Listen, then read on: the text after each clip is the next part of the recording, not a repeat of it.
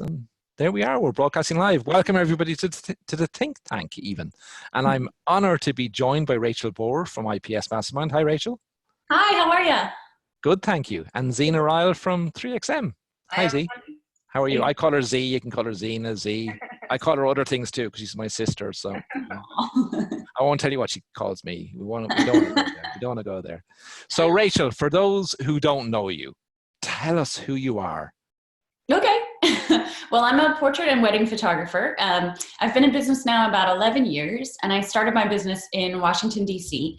Was there for until about a year and a half ago, relocated to Memphis, Tennessee. So that's where I am now with my family. And having restarted my business here, you know, that process is challenging and fun, and it takes some time, but I finally feel like I'm established here in my new home with portraits.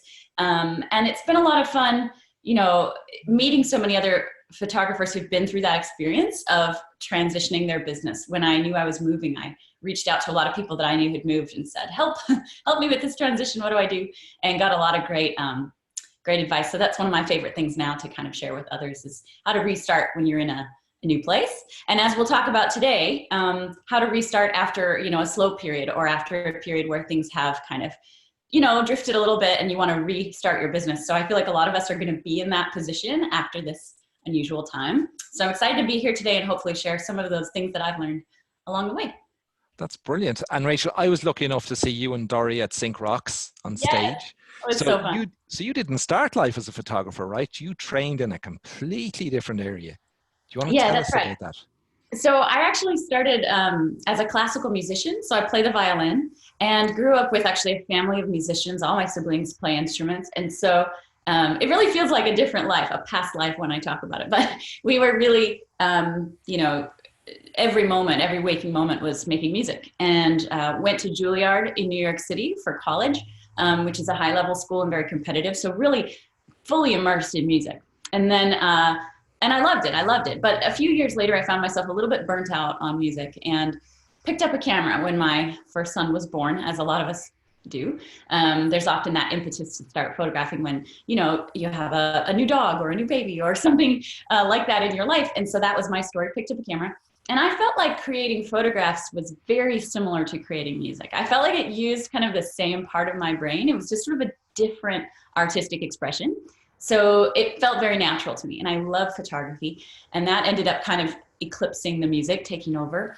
And I became passionate very quickly about building a good business with it, not just doing it as a hobby, but really using it as something that could support my family and really help us achieve our dreams. And so that business side has always been like one of my favorite things. And a lot of people say they love taking photos, but they hate the business side. I'm a little bit the opposite. I think the business is most fun for me. So that's kind of where I've gravitated. And now educating other photographers in how to grow their business is just a huge joy for me. I absolutely love it.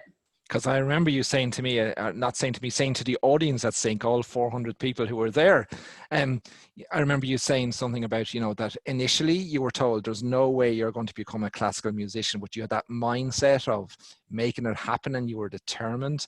And that same determination we're going to need to get out of this, right? We're going to have to reinvent our business and be ready to. Yeah, absolutely. I think the mindset is the key to the whole thing. I think it's always the key to the whole thing, but especially now when we're going through an unusual, somewhat challenging time, I think having that positive, determined mindset, as hard as that can be in these moments that feel so unsure, that's the key, that's the secret. And just having that single-minded focus on your goal. You know, when I set out to get into Juilliard, it was a school that was far above what I should have been able to achieve. The students that were, you know, getting into that school were more advanced than I was, but I had set my mind on this goal and nothing was going to deter me. And I think working every day towards that goal with that single-minded focus is what allowed me to achieve just that one goal in my life and also every other goal that I've ever achieved. So it's so crucial, the mindset piece. And I know we'll get into that later here. Yes. So tell us a little bit about your family, because some people have said they've got the gift of time and because they, you know, their family is grown up or not living at home, but you've got young children as well, right? So you're probably finding that you're trying to do homeschooling and all the stuff that maybe you had more time before. So tell us a little Yeah. bit about your family, just a little bit Sure. their background. I have a lot of other gifts. I don't have the gift of time right now, but a lot of other wonderful things.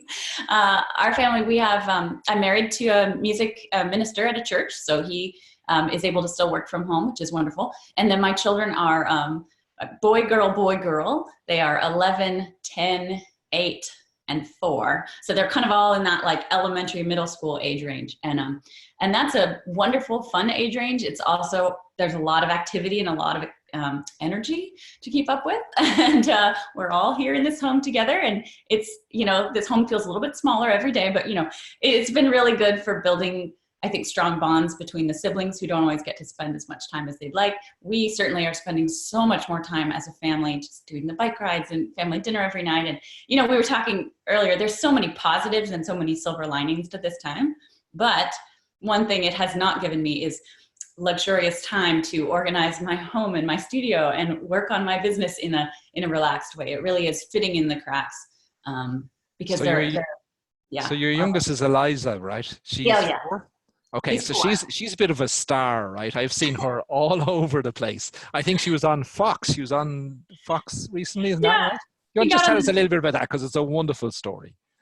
Well, Eliza is our 4th daughter. She was adopted the day she was born, and she has chronic lung disease. And so, of course, with this pandemic going around, which is a respiratory illness, you know, we're concerned for her health. And so we decided to put together a little public service announcement video with Eliza. She's spunky and funny and very articulate. And so we put together this video where she encourages people to stay at home, and she gives them ideas for things they can do around the house, and, you know, jump on the trampoline, make your bed. And we have little clips of her. Anyway, this kind of went viral, and she ended up on the news in a few different states. And that was been a lot of fun to see. She's a little actress in training, so I know that this is kind of. I've seen her on a number of videos, and she's absolutely wonderful. If you haven't seen her, check her out, because she's amazing. She's amazing. Yeah. Zena, how are you? I'm good, thank you. So tell everybody about yourself. So I've always on all these think tanks tried to have, you know, the American outlook, then some Canadian outlook. We've had some Australian outlook. We've had some UK and European outlooks, and then we have some Irish outlook. Yeah. So for those who don't know me, I'm Zena. I'm Ronan's sister, and I'm the marketing manager for 3XM and Photo Value.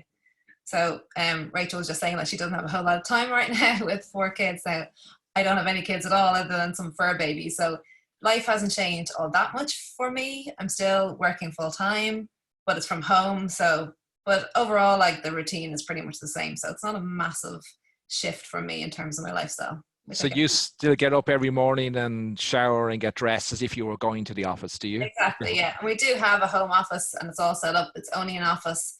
So it's perfect, really. And it means we can then shut the door in the office in the evening and go and do something out in the garden or whatever, which is good. And what did you study at university then? So my background is actually in computer science and software engineering.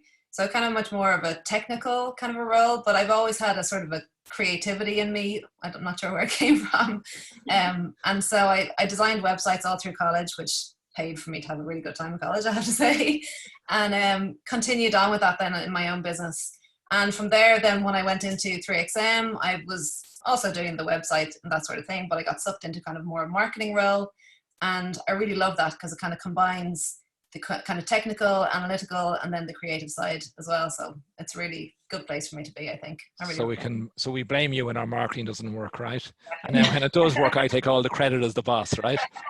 I'm only joking. There you have it. So Zena, you're into horses, right? Tell us a little bit about that. Yeah, so I've been riding horses since I think I was 9 years old when I started. Fell in love with it instantly the moment I sat on the horse for the first time. So I have my own horse now, and I don't know, they're just such fun animals to be around, and they're kind of crazy too and have a mind of their own. So when they let you sit on their back and get you to do all these mad things, you know, it's kind of crazy. But yeah, it's really fun to jump and dressage, compete, eventing, everything. I kind of try a bit of everything. It's good. Very good. So it was Damien McGillicuddy who started talking on our initial think tanks about the gift of time. And then we saw out there a lot of people feeding back, you know, we do a lot of social listening and stuff, and we discovered there was a whole load of people who didn't have the gift of time that Rachel's just talked about. So Rachel, if I'm somebody who doesn't have the gift of time to work on my business, but I'm seeing all this stuff going on about now's the time to work on your business and all that, how would you advise that we juggle that? If I'm in a situation where I'm homeschooling and doing all these things, I actually have less time, what would your recommendations be to deal with that? Yeah, it's a great question. It's something we've been talking about a lot with IPS Mastermind, our community, because initially people said, oh, I'm going to have time to work on my business. And then, like you said, real life hit. We all realized, wait a minute, these children are going to be here all day, and I have to feed everyone, and I'm a homeschool teacher now. What's happening? So I think there has been this shift and this realization that it may not look like what we initially hoped or thought, and that's okay. And the first step that we're kind of always telling people is we need to kind of give grace to ourselves, and we need to kind of come to a point of acceptance that it just is a little different than we might hope for business-wise right now. We may have to fit in work in small spurts rather than really have long sessions where we can really focus.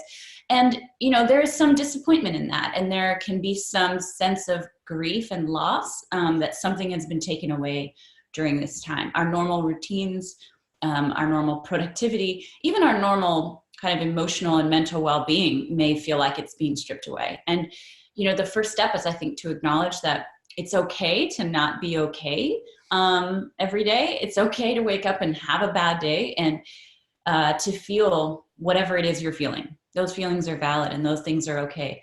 It doesn't mean we have to stay there. And I think there has to be a point at which we say, this sucks. This is really hard. This is not the way I would like it to be. I'm struggling. And yet, you know, what can I do today? Just one small thing each day. And that's what we've been encouraging our members. Over in our membership, we're doing a spring cleaning challenge is what we're calling it. And every day we email them one little teeny thing they can do to kind of spring clean their business, get things in tip-top shape. And it's small things. We said, it won't take you more than 10 minutes. And everyone said, yeah, I have 10 minutes. I can do that. And so just moving that needle forward a little bit every day, you know what it does is it gives you that little sense of accomplishment and productivity, which feels familiar to us. That feels good because it feels like, you know, I did something. I moved forward. Even if it's a small thing. I think our first day was clean out your camera bag. You know, open up that bag, pull out all the tissues and the lip gloss and get everything, you know, tidied up, vacuum it up, put it back together. And then you just feel like, oh, that felt good. I did a little something. And then I think we can build on that sense of accomplishment. And it helps then to move forward to maybe the slightly bigger task, or maybe calling that next client, or the thing that you need to do. I think if we start with that snowball effect of just start with something tiny today. If that's all you get done, great. If that snowballs you into a little bit more, fantastic. But then just having grace for yourself if you don't accomplish everything you want to accomplish. So it's similar to that financial mindset where they say, you know, clear the small loans first. And so you celebrate that, and then you get into the mindset where you can build on that. I love that. That's exactly it. And I think that element of accountability, like in our group, what we're doing is everybody will come in and post, I did it. And they're sharing pictures of their workspace having been cleaned up, or their camera bag, or whatever it is they're working on that day. So we all have that sense of we did it together. And I think that adds another layer of kind of like a little, you know, it's a little hit of dopamine in your brain that says like, yay, happy moment. We did something and we did it together. This is good. And then I think we can build on that. But I think, you know, before we take those small steps, we may look at our to-do list and it just looks overwhelming at this point. I mean, make a new marketing plan. What? I can't even get lunch on the table at noon, you know? So how do I do something big like that? So it's really all about, I think, breaking it down into small steps. And then, like you said, celebrating each little success along the way. And you were saying you have your partner at home as well. So have you guys been able to work out that, well, I'll take this hour slot and you have this hour slot, or for people to have their partners in theory? In theory, you know, my husband is a wonderful dad. He's fantastic. Kids love him. It's all great. And yet they all come to me, you know, for everything. I did a little experiment yesterday. I just walked outside quietly into the backyard. And within 5 minutes, they were all out there with me. And then I walked upstairs, and within a few minutes, they all were there. And I was like, what? That's magnetic, right? And it's usually one parent that all the kids kind of gravitate towards. So yes, we're trying to split, but there has to be an understanding that, you know, it may not be an equal split all the time, and that's okay. It's okay too. It's okay. So Zena, same question to you. So what's your approach to, because even if you haven't got children, you have your fur babies and you've the other stuff, but I'm sure you've got the complications of not sharing an office with everybody, because we're not used to working remotely as a company. So how have you dealt with that? Well, I guess, working for you, Ronan, I'm kind of used to being thrown stuff here, there, everywhere. New project here, new project there. So, yeah, it's not totally out of the way for me. But yeah, I think the thing to bear in mind, what Rachel was saying, I really, it's great advice to just do one thing at a time. Don't give yourself this huge list and then you're, giving out yourself for not getting through the list, and one little thing at a time. And even for me, it's nothing work related or anything, but I went out yesterday and I painted my windowsills, and there's a great kind of sense of satisfaction, and they needed to be done for years, and now I have them done and they look great and I'm admiring them in the sunshine. So it's just, I guess, not putting too much pressure on yourself, Don't feel like you have to be everything to everyone all of the time, because it's just not possible. So do what you can do it to the best that you can, and, try and stay positive, because if you're going to get down about, I can't do this, I'm not doing this well, and this is really bad because I don't have time to do it properly, just don't go there. Try and stay positive, keep your mindset in a good place, and you'll get there eventually, I think, at the end of the day. Yeah, well, I can sort of, interesting story. I have green fingers, I don't think. I hate gardening. And my wife and I moved into our current home 26 years ago. And the first thing I did was I dug out all the grass in the front and all the grass in the backyard. And I put in grey pebble stones. I said, I'm going to turn this into a stone garden. Nothing has been done with it for 26 years. So this weekend, I spent a good bit of it in the garden, cleaning it all up, prepping it to get it done. So, and you know what? I feel great about it, having done that first step, and it's something small, but yeah, you feel an achievement, and it sets your mindset then to get other stuff done. So you're absolutely right. It's about mindset first, and then actually organizing myself. Though, Rachel, have you any tips for how do I prioritize maybe the limited time I do have? How do I prioritize what I should work on in my business? Have you a system to evaluate that, or how can we help people with that? Yeah, I think this is always a challenge, whether we're in a global pandemic or it's just a Tuesday. We all have these lists of things that we want to get done, but how do we prioritize them and organize them? And I think for me, the number one thing is to get it all out of my brain and get it on paper or in the computer, because a lot of us have these mental, oh, I need to do that. Oh, I really should do that. And it's kind of like clogging up our brain space, and it makes it hard to think, and it makes it hard to be excited about work, because you come to the office and you sit down at your desk and you say, oh, where am I going to start? It feels overwhelming. But if I can get it out on paper first, and I can write an actual list that says, call Mrs. Smith, you send a note to Mr. whoever, if I can jot them down as to-do items with a little checkbox next to it, suddenly I feel like my brain is free. I can think clearly, and then I can look at that list and I can start to put it in order. I need to do this first, because until I do this task on my website, I can't update my social in this way. And so you can start to organize it and order it. But I think getting it on paper is always number one for me. And then I think the other thing too is talking about mindset. It's something I wanted to mention. I think a real key in a time like this, where everything feels different and foreign and strange and unusual, is to really grasp onto the fact that this is not going to be forever. There is an end to this strange time, and really start to visualize what that end will look and feel like. Because I think some part of our brains thinks that this is going to go on forever, right? Some part of our brain, whether it's a hopeless feeling or just kind of a resignation, feels like, well, this is my life now. I live here in this room. I don't go anywhere, and nothing, I don't have clients, and I'm not shooting. But at some point, this will come to an end. I think we need to be able to visualize and have that clear mental picture of the other side of this. And when I have that clear mental picture and I can visualize calling a client, booking my first session back, I can visualize meeting up with that client, photographing the session, selling, have a wonderful sales session, and I can picture those things in my brain, then it gives me a clearer picture of what I need to do to get there. Because I think until I have that clear mental image of where I'm going, I can't make a plan to get there, right? And if we're kind of trapped in, woe is me, our world will never return to normal, we don't know where to start. But if we say, all right, if I have my first client in August, July, whatever it may be. And that's going to be a portrait client. What do I need to have in place? Oh, I do want to update my price list. I know that. Well, maybe that's my first thing I need to get done before that client comes along. Or I need to market to get those clients. So let me work on my marketing plan. It gives you kind of a direction to go with your to-dos so they don't feel arbitrary and random, but it feels like you're working towards an actual goal that you can visualize. Does that make sense? Yes, it does. And just to ask you something that you mentioned, a price list. Let's say a price list was something I wanted to get done. Would you consider that maybe now is the time to work on your numbers and say, how do I make up the lost business I've had by readjusting my price list? Or is that something that we should consider doing? Yeah, one thing we're telling people right now, just because we don't truly know what's all going to shake out at the end of this, we're telling people not to make any rash decisions when it comes to changing their pricing drastically, changing their genre, changing based on the current situation, because we just don't have enough information down the road.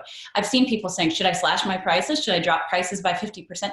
I don't think we're in a place to make those decisions right now. And I think that could be very unwise, because we're going to be making them based out of fear and out of limited information and out of our own situation. But we have to remember, at the other side of this, I think people will value portraits more than ever. I think people are really, truly learning what's important to them in this time. I think for me, it has just completely clarified the concept that family is everything, everything. And, all of a sudden, I don't care about what happens to anything I own as long as my family stays well, right? And so that sense of family is elevated, I think, in everyone's mind. And that's going to only be a wonderful thing for a family portrait artist at the other end of this, because I think people will have an increased appreciation for their family and want that captured in photographs. So I think what we do is only going to be elevated after this. It's not something where the value is gonna drop. I think it's going to go up.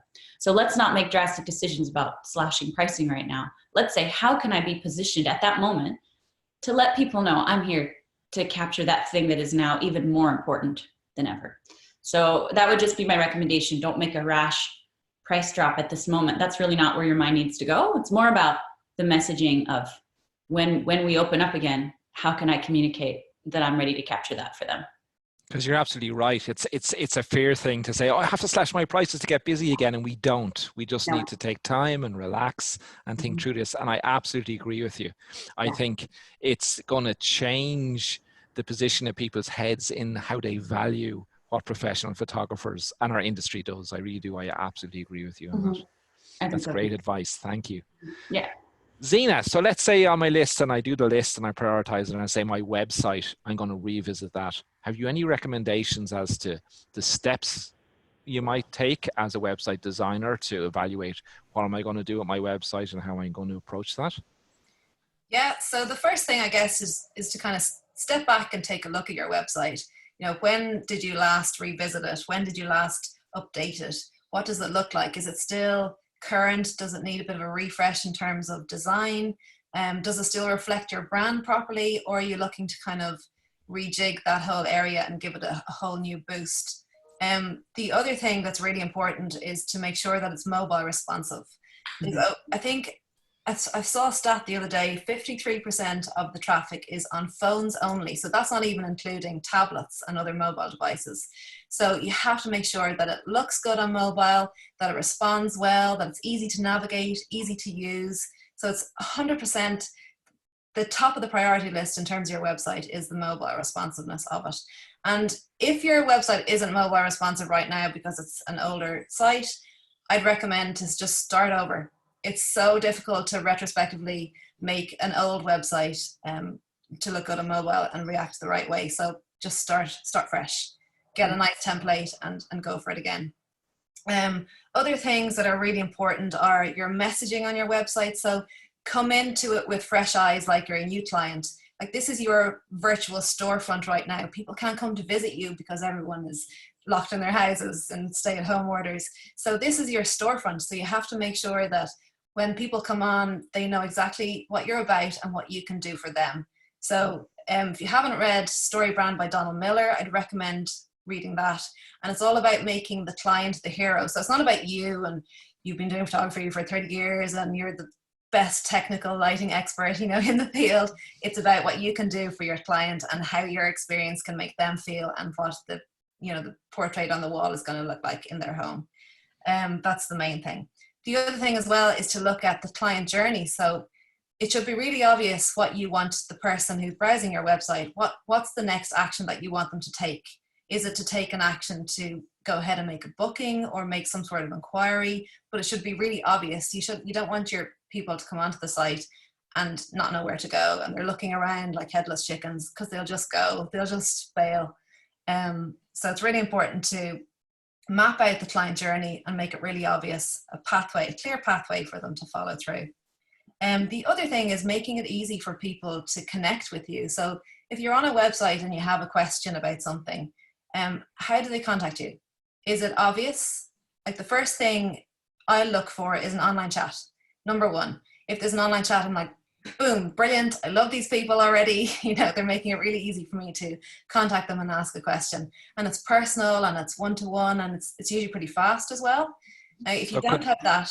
Could I just ask you a question about online chat? Because we have those, and a lot of businesses do, but they can be quite expensive. Yeah. So is there another solution to that? Definitely. So Facebook Messenger. So you can install the Facebook Messenger chat widget on your website with literally a few clicks. And I actually have a blog post on it that runs you through step by step exactly how to set it up for your website. So it's 100% free. Pretty much everyone uses Facebook Messenger, so they automatically know how to use it. It's really intuitive, it's fast. And you know, you might be responding to a query while you're editing on your computer, and then you're going off to drop the kids to school, but you can still continue that conversation on your mobile. So like, it just transfers really easily. So it's a really, really good way to have instant chat available on your website at no cost. So that would be my recommendation if you don't have it. The next, of course, is making sure you have your email visible or an online form, and then of course your phone number as well. And make sure that people know where you are. The amount of websites I go on and I've no idea where this person is. I don't even know like what state or county, never mind the town. So make sure that people know who you are and where you are. Other things to do with your website is product photography. So absolutely you need to have your portfolios up to date and with your best work on it to say like, I am this amazing photographer. But the amount of photographers, or the amount of websites that I've been on, and there's no pictures of the products they sell. But you know, you have to show what you sell. You have to like put that kind of seed of thought in the person's mind, going, oh, that looks amazing, like I want that in my home. But it's surprising the amount of people who don't. So my recommendation is get your real camera out. I know you're like probably dying to photograph things right now, and take photos of your products. And that might be, you can do studio shots of them, but you could also put them in your home, or, you know, get your family involved. So like it's a family looking through the images and how they interact with it. So that makes your clients think, oh, you know, I could use it in my home that way. I could have this album on the coffee table, or I could have this folio box on the shelf, or this portrait on above my mantelpiece. So product photography is a big thing for your website. Get it done, get it on there. Very good. Rachel, have you anything on the website that you see with your members and stuff that you could add to that, or have you any thoughts on the website? Is that a challenge for photographers? Do they struggle with their website, or? They definitely do. That was a fantastic overview by Zena. That's pretty much everything that we always teach as well. And I think some of those things are so easy to fix, so simple. Just make sure that your location is front and center, right? When I come on your site, within that first page, before the fold, before I start scrolling, I need to know where you're located, right? Some of those little things like having the product photography on there is key. It's huge. And you know, people always ask us, well, my clients only want digital images. They only ask about digital images. They're not interested in products. But then I go to their website and all they're showing is digital images, right? They're not showing products. So of course your clients don't know that you sell these beautiful things because you're not showing them. So we really tell everybody, in fact, it's one of the things we're encouraging during this quarantine time, photograph all your samples. And like you said, it could be in a studio setting with a fancy white backdrop, or it could just be put the album on your own coffee table and photograph that. Hang up, you know, a portrait on your wall, photograph that. These don't have to be elaborate photos, but we have to give people a sense of imagination for what these could look like in their home. So they have to see this being enjoyed, being used on the wall. And then they want it, you know, when they see that, they go, oh, I would love to have a portrait like that, right? But until we show them, they're not going to ask for it. So getting those product photos on there is absolutely key. And Rachel, something that we hear quite often from photographers is that, oh, but I don't know how to do commercial photography. But sometimes is it that we're overcritical about our own abilities, that we see stuff as professional photographers that the consumer doesn't see? So yes, it may be slightly different lighting, but for what we're trying to capture for this, that we don't need to get hung up on that too much. I think that's right, or is that? You're exactly right. I don't think this has to be a project that makes you feel like, you know, if I'm not a commercial photographer, I can't do it. It's simply just take that box or that album that you have. If you have nothing else, put it on a simple white surface, your kitchen table, your desk. If you don't have a white surface, I've even used a piece of white poster board, you know, and it looks like a table. You put a few flowers, you put the box down, boom, you're done. It can be very, very simple, low cost, doesn't take a lot of time. And it doesn't have to be perfect. It's just, again, to give them that vision of what it could be, and make them want it. And if you are at home with the kids and you have a partner, get them involved and show them interacting with the products, you know, as if it's theirs, and capture that interaction with the products too, right? I think that's great. I mean, if you have an album, a family album, and you can get your toddler to flip through the pages and you get some close-up shots of their little chubby fingers, right, flipping the pages of that album, it brings a story into it, because then it's showing the client, hey, your children can enjoy this and will enjoy it, right? So even just those little things, bring the kids in if you can, or use your partner as a model. Do what you got to do. But yeah, this doesn't have to be complicated. Keep it simple. Very good. Very good. So Rachel, you were talking about IPS Mastermind. Can you just tell us a little bit more about what you do in IPS Mastermind? And I think you've got a special offer for people too right now. We do. Right? Yeah, we have a free marketing bundle, totally free, no obligation, no credit card. There's no strings attached. This is really our gift to the industry in this time. We've taken a portion of our program, which is called Revive.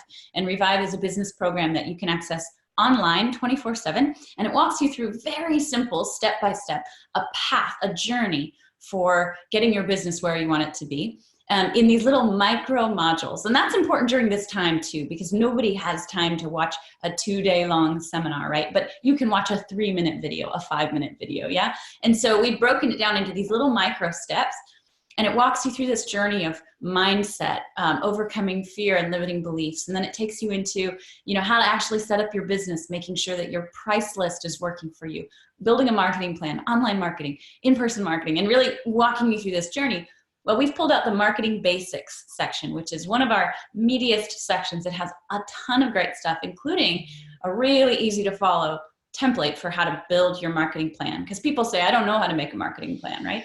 But if you just follow this template, which we hand you, step by step, you'll have your marketing plan by the time you're done. And you'll know where to go and what to do during this time, and also after we reopen. And it talks a lot about messaging as well. Zena mentioned messaging on your website. Like, what are you actually trying to say to people when you get their attention? And we work through that a lot in this bundle. So it's totally free. Go to ipsmastermind.net, and then it will pop up. It's a little pop-up window, and it'll say, get your free marketing bundle. And we would love for everybody to take advantage of that, and share that with your friends as well. That's brilliant. And thank you so much for giving back to our industry and helping people get through this time, and the time that they do have, regardless of how small that is, that they can get something done and prepare, because we are going to get through this, as you said yourself. Yeah. Zena, you've put together a guide or something on in this lockdown, that regardless of what time you have, as to how you might approach some stuff. So how do people get access to that, or how do they? I'll post a link after this under the webinar, so you can all access that. But it's basically just a short little guide of little tips and ideas, kind of sectioned out under, you know, tech tips to do, like sorting out your backups and things like that, or tidying your studio, rejigging your props, painting them, getting the family involved, whatever it is. But it's just kind of section by section, just some ideas for you to tackle. But if you have some time, of course, not everyone has all the time, but if you do, it's nice to tick things off the list. Very good. Listen, I thank you so much, Rachel. Thank you so much, Zena. We really appreciate the time that you spent with us today. There's been so much knowledge shared. We really appreciate you. And I know all of our listeners really appreciate you too. Stay safe and healthy. And thank you so much for joining us today. Thank you so much, Ronan. It was a pleasure. Thank you. Bye, everybody. Stay safe and healthy. Bye-bye.